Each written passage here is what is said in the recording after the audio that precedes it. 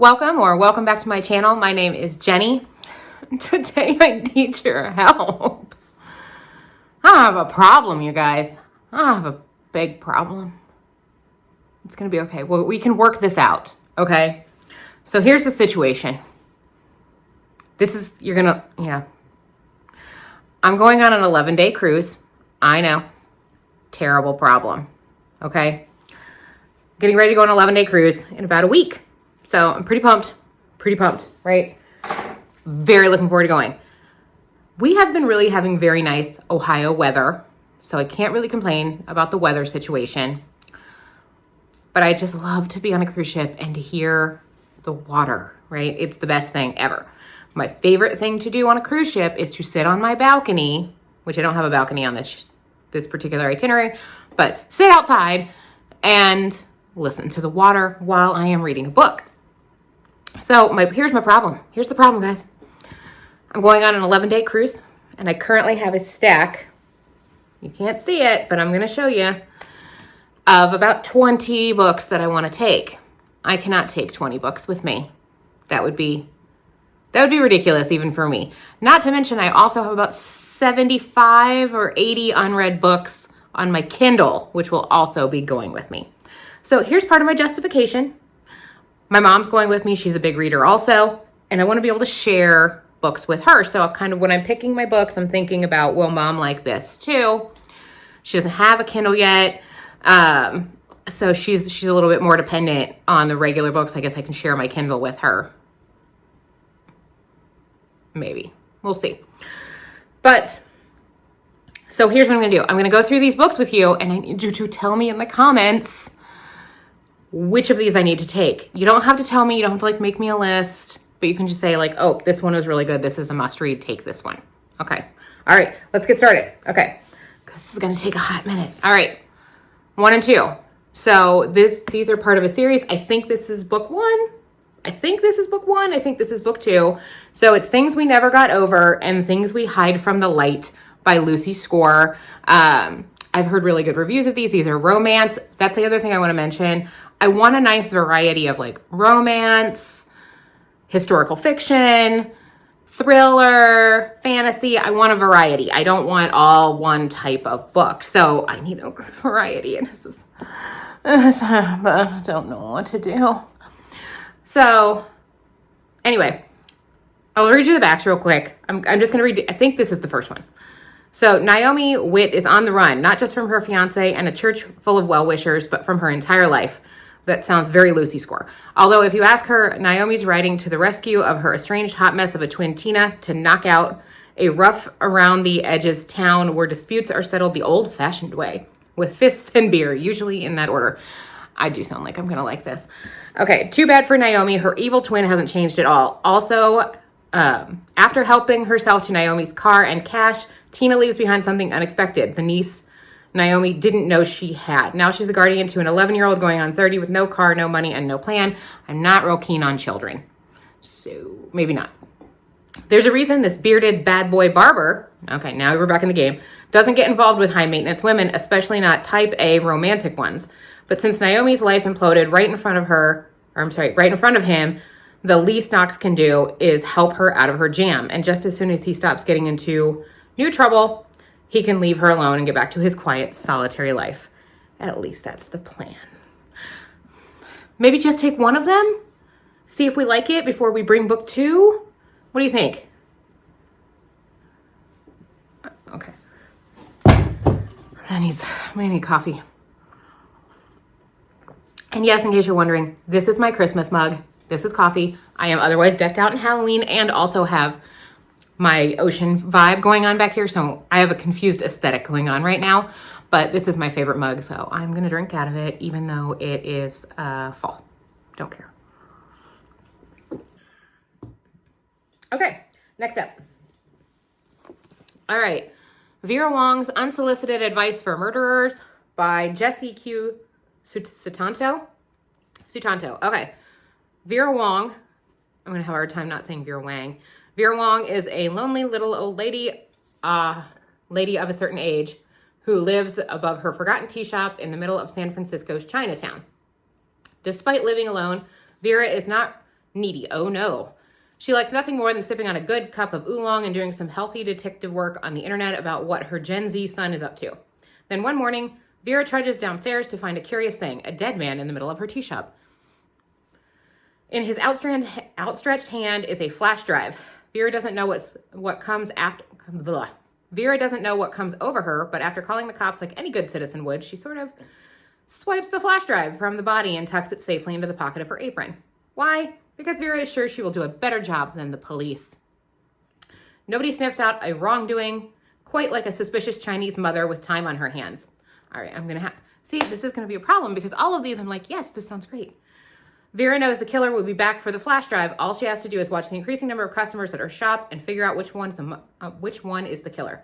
What Vera does not expect is to form friendships with her customers and start to care for each and every one of them. As a protective mother hen, will she end up having to give one of her newfound chicks to the police? This feels like a yes, right? Come on. Look at the granny. Look at the Chinese granny. This feels like a yes. All right, we're just going to put this in the possibly yes pile. And I have a feeling this isn't going to be very productive. Okay, next up. Let's see. Murder your employer. Sometimes my boss watches my videos, so Kelly, you're fine. McMaster's volume, let's see. Murder Your Employer, Volume 1, McMaster's Guide to Homicide by Rupert Holmes, an Edgar Award winner. I don't know what that is, but look how pretty this book is. Oh, there's like something in there. Oh, no, it's not exciting. Okay. Ooh, one of the funniest books of the year by Crime Reads. All right, I like funny. Who hasn't wondered what the world would be like if a person who is the object of your affliction ceased to exist? At the McMaster's Conservatory, future deletists, never murderers, learn the consummate execution of the homicidal arts. To this sumptuous campus come three memorable classmates, self-effacing Cliff Iverson, troubled Gemma Lindley, and Hollywood diva Doria May, all of them who have suffered menacing employers who richly deserve a deadly denouncement. Again, Kelly, you're fine. Under the tutelage of Dean Harbinger Harrow and the fascinating faculty of McMaster's Hall of Poison Ivy, they hone their craft, each hoping to finesse a perfectly masterful murder. Called an American treasure, a true Renaissance man, and a genius, Rupert Holmes brings his wickedly clever storytelling talents to this outrageous and darkly comic mystery set in a secret, idyllic world where students of all ages learn how to do unto others as you would have others do unto you. This is a yes, right? Although I will say, whoever wrote this back cover is not a humble person, but I'm not either, so that's fine. Okay. I have never read a Stephen King book. Confession. I have never read a Stephen King book. The Shining. I gotta read this, right? I gotta read this. But do I need to read it on my cruise? But if I don't take it on the cruise, then how long does it sit on the TBR, right? Okay. All right, Jack Torrance's new job at the Overlook Hotel is the perfect chance for a fresh start. As the off-season caretaker at the atmospheric old hotel, he'll have plenty of time to spend reconnecting with his family and working on his writing. But as the harsh winter weather sets in, the idyllic location feels even more remote and more sinister. And the only one to notice the strange and terrible forces gathering around the Overlook is Danny Torrance, a uniquely gifted 5-year-old. Again, I don't like children, but I have to read The Shining, right? It just feels like, do you guys remember this episode from Friends where, this is one of my favorite episodes of Friends because it's so funny.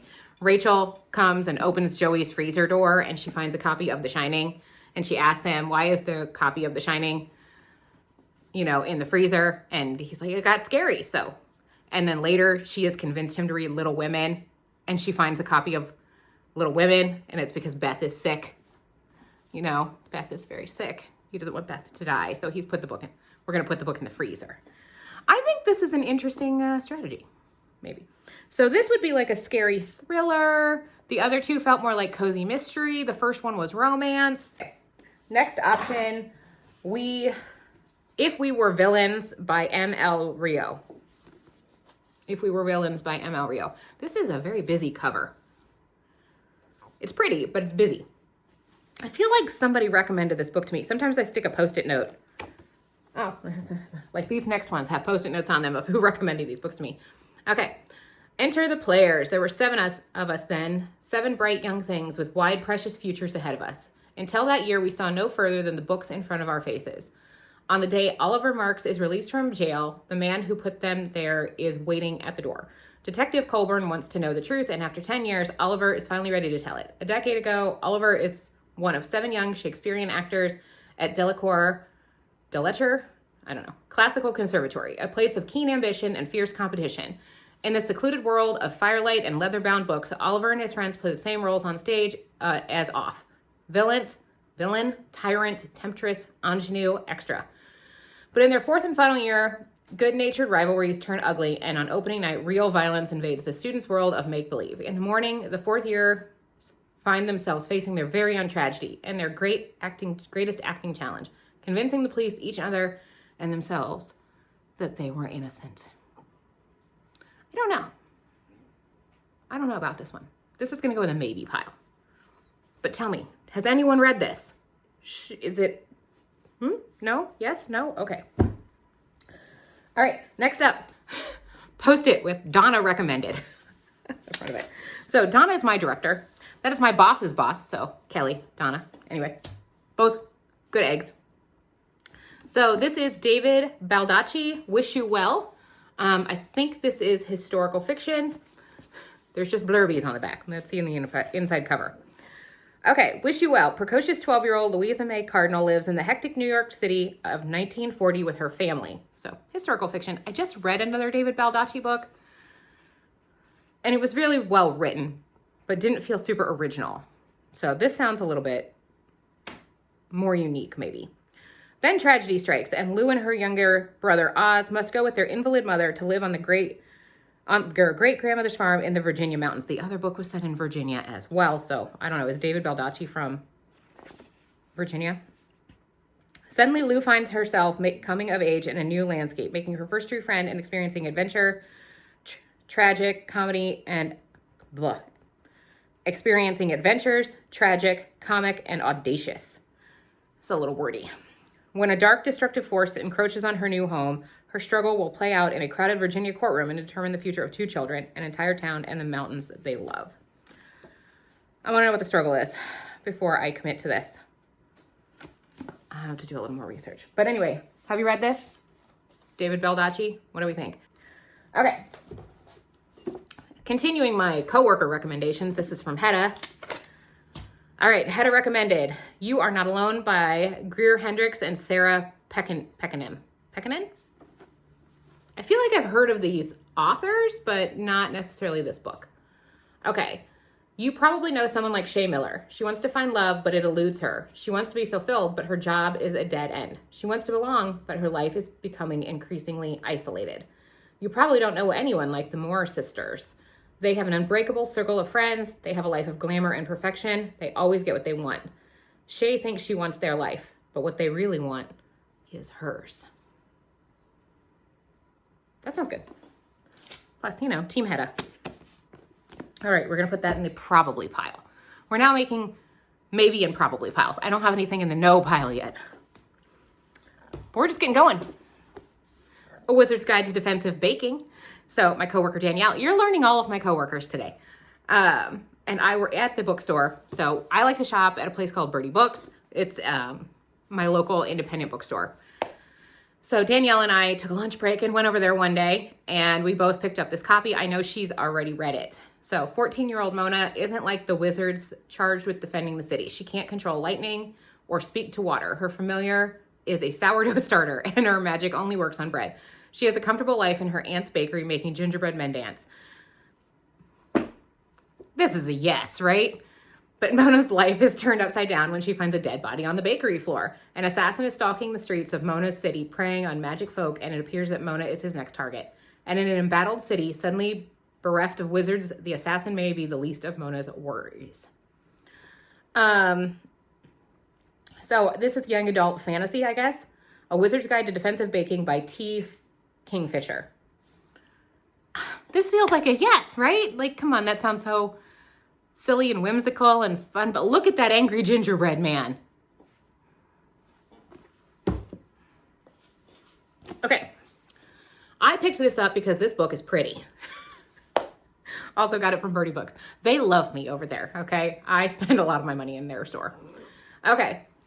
So this is called Never Whistle at Night. Oh. I should have paid more attention to what I was buying and not just that the book was pretty. An Indigenous dark fiction anthology, edited by Shane Hawk and Theodore C. Van Alst Jr. Many Indigenous people believe that one should never whistle at night. It can cause evil spirits to appear and even follow you home. These wholly original and shiver-inducing tales introduce readers to ghosts, curses, hauntings, monstrous creatures, complex family legacies, desperate deeds, and chilling acts of revenge. So one of the things that I have been trying to do this year, kind of started last year and into this year, is to read more BIPOC books. Because I think it's important to, reading should be pleasurable. Like, don't get me wrong, like reading should be a fun activity. I'm not in school anymore. I'm reading for enjoyment. But I also learn so much always when I read. Sometimes people will ask me, like, I will spout off ridiculous facts about things, and people are like, how do you know that? I read. That's why I know these things. And it's not like I'm sitting reading dry textbooks. I'm reading historical fiction. I'm reading thrillers. I'm reading Never Whistle at Night. You'll learn things, and I think it's really valuable to get different cultural perspectives. It makes us more interesting people, if nothing else. I'm talking a lot. I need something.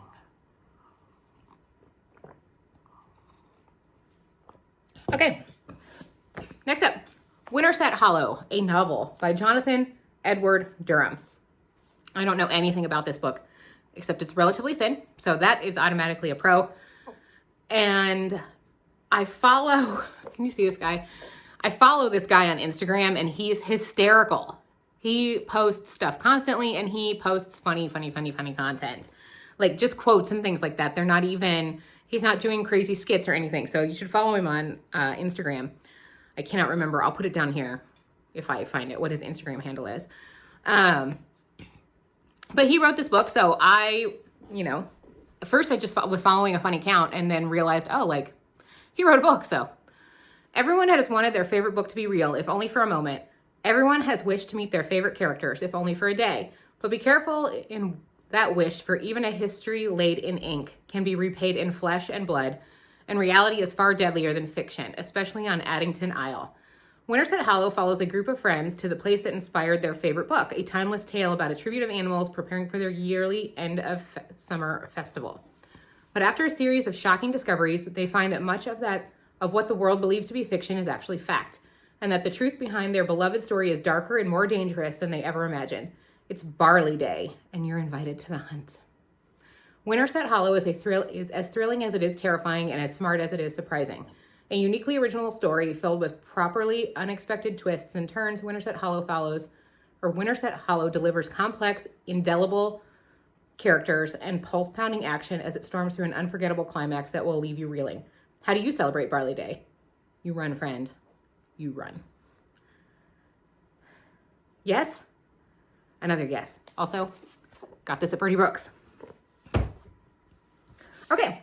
Trailed. One woman's quest to solve the Shenandoah murders. Kathryn Miles.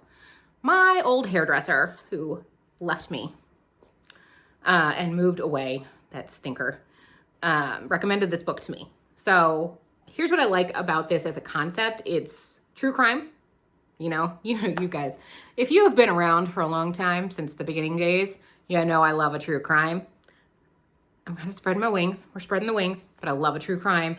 And it's also relatively local. It's regionally local. In May 1996, two skilled, free-spirited backcountry leaders, Lolly Winans and Julie Williams, entered Virginia. Again, why is everything set in Virginia? Should I go to Virginia? Is there a lot of stuff happening there? Virginia's Shenandoah National Park for a week-long camping trip. During the couple's final days in the park, they descended the narrow remnants of a trail and pitched their tent in a hidden spot. After the pair didn't return home, park rangers found a scene of horror at their campsite. Their tent slashed open, their beloved dog missing, and both women dead in their sleeping bags. Maybe I don't want to visit Virginia. The unsolved murders of Winans and Williams continues to haunt all those who encountered them or knew their story. The award-winning journalist and outdoors expert Kathryn Miles looks into the case. She discovers conflicting evidence, mismatched timelines, and details that just don't add up.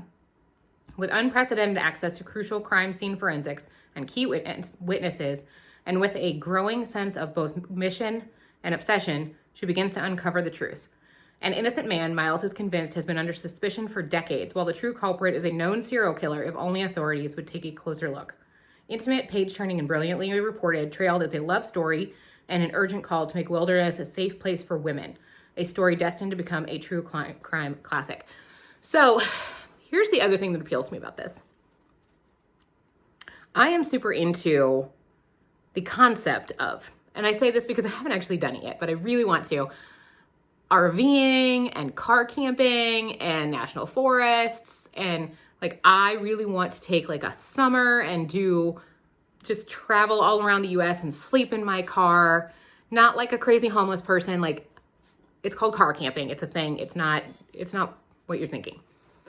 And just to explore the world. So like the idea of making the world safer for women, especially who are women alone, is very appealing to me, obviously. So that being said, this is going to go in the maybe pile. It's in the maybe pile. We're working it down. Next up is The House of the Cerulean Sea by T.J. Klune. I have only ever heard amazing things about this book. My one coworker just told me about the second book or another book that he wrote that she loved. I am super behind in this. Linus Baker is a by-the-book caseworker in the Department of Charge of Magical Youth. At 40, he lives in a tiny house with a devious cat and his old records for company, but his quiet life is about to change. Linus is summoned by extremely upper management and given a curious and highly classified assignment. Travel to an orphanage on a distant island and determine whether 6 dangerous magical children are so dangerous. In fact, that they're likely to bring about the end of days. That's dangerous. When Linus arrives at the strangest of islands, he's greeted by a series of mysterious figures, the greatest mystery of which is Arthur Parnassus, the master of the orphanage. As Linus and Arthur grow closer, Linus discovers the master would do anything to keep the children safe, even if it means the world has to burn. Or worse, his secret comes to light. It's an enchanting love story masterfully told about the profound experience of discovering an unlikely family in an unexpected place and realizing that family is yours. Maybe. Okay. But please, tell me if I am... Tell me if that needs to go into the yes pile. Like what? I don't know what to do. Okay. This is another book I bought from Birdie Books on a whim because it was so pretty. Look how pretty this is. Okay. And it sounds funny. Look at the... This is totally my style. It's ridiculous. A gripping gothic tale of grief, ambition, passion, and intrigue. Our Hideous Progeny, a novel by C.E. McGill. Okay, the great niece of Victor Frankenstein, Mary Sutherland, knows her great uncle disappeared under mysterious... The 1850s are a time of discovery, and London is ablaze with the latest scientific theories and debates, especially when a spectacular new exhibition of dinosaur sculptures opens at the Crystal Palace. Mary is keen to make her name in the world of science alongside her geologist husband, Henry, but despite her sharp mind and sharper tongue, without wealth and connections, their options are limited.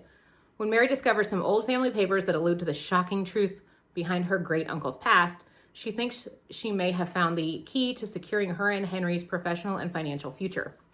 Their quest takes them to the wilds of Scotland, to Henry's intriguing but reclusive sister Maisie, and to a deadly chase with a rival who is out to steal their secret. A queer feminist masterpiece inspired by Mary Shelley's classic, Our Hideous Progeny is a sumptuous tale of ambition and obsession, forbidden love and sabotage, and a twisty gothic adventure that may forever change your view of human nature. This feels like 100% my kind of thing. 100%.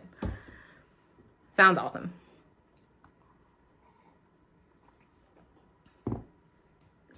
More money given to Birdie Books. When Women Were Dragons by Kelly Barnhill. Look how pretty this is too. See, these are reasonable size. And like there's a dragon eye. Anyway. Alex Green lives in a world much like ours, except for its most seminal event, the mass dragoning of 1955. I want to go to a mass dragoning. when hundreds of thousands of women sprouted wings, scales, and talons and took to the skies? Was it their choice? What became of those left behind? Why did Alex's beloved Aunt Marla transform, but her mother did not?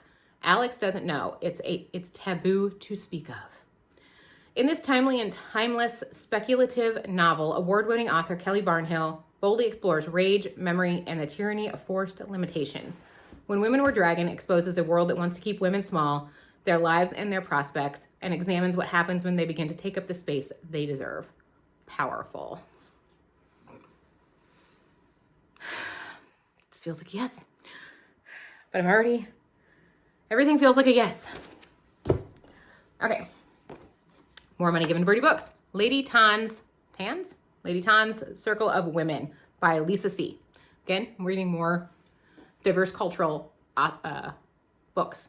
According to Confucius, an educated woman is a worthless woman, but Tan, I'm not even going to try and pronounce that last name, born into an elite family haunted by death, separations, and loneliness, is being raised by her grandparents to be of use. From a young age, Tan learns the pillars of Chinese medicine from her grandmother and how to treat women's illnesses alongside a young midwife in training, Mei Ling. The two girls find fast friendship and mutual purpose and vow to be forever friends. But when Tan is sent into an arranged marriage, her mother-in-law forbids her from seeing Mei Ling and from treating the women and girls in the household. She is to act like a proper wife. Tan feels otherwise and spends her life trying to both please her family and break free of the constraints they impose upon her. Lady Tan's Circle of Women is a captivating story of women helping other women. Yes! It is also a triumphant reimagining of the life of a woman who was remarkable in the Ming Dynasty and would be considered remarkable today.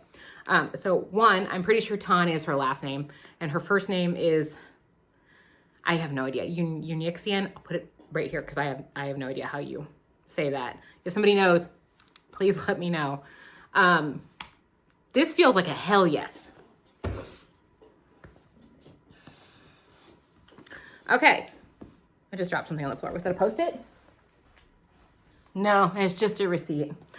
Okay, When We Lost Our Heads by Heather O'Neill.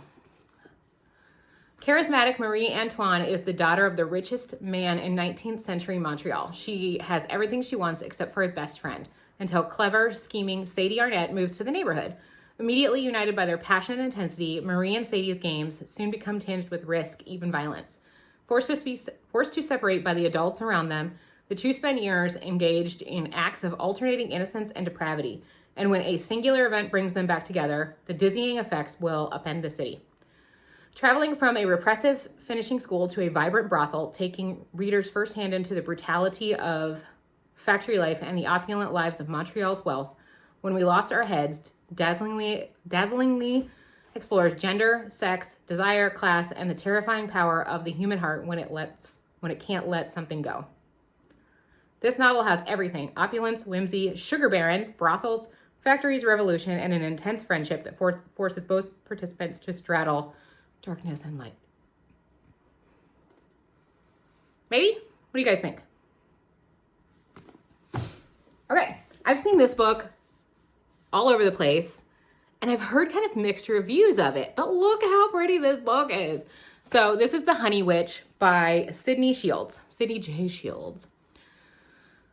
Okay, the Honey Witch is cursed to never find true love, but when she meets a young woman who doesn't believe in magic, she dares to hope for more. Marigold Claude has always preferred the company of meadow spirits to the suitors who have tried to woo her. So when her grandmother whisks her way to the tiny isle of Innisfree with an offer to train her for the next Honey Witch, she accepts immediately. But her newfound magic and independence come with a price. No one can fall in love with the Honey Witch. Then Lottie Burke, a notoriously grumpy skeptic, shows up on her doorstep, and Marigold can't resist the challenge to prove to her that magic is real, even at the risk of losing her home and her heart. I don't know, maybe. Okay, my last one that I have here for now is The Guncle. So I was on like an online book group that I did nothing with, and the book was The Guncle by Stephen Rowley. Patrick O'Hara is a bit out of his league. Patrick, or Gay Uncle Pat, Gup for short, has always loved his niece Maisie and nephew Grant. That is, He loves spending time with them when they come out to Palm Springs for week-long visits, or when he heads home to Connecticut for the holidays. So when tragedy strikes and Patrick finds himself suddenly taking on the role of primary guardian, he is honestly overwhelmed. Sorry, I took this really like serious, sad thing. And anyway, moving on. Patrick has no idea what to expect, having spent years barely holding on after the loss of his great love or somewhat stalled acting career and a lifestyle not so suited to a 6 and a 9-year-old. But when his waggish set of gunkle rules no longer appease Maisie and Grant's parental void, Patrick's eyes are open to a new sense of responsibility and the realization that sometimes even being larger than life means you're unfailingly human. I don't know if this is something I want to read on a cruise. What do you guys think? The gunkle. Moving on.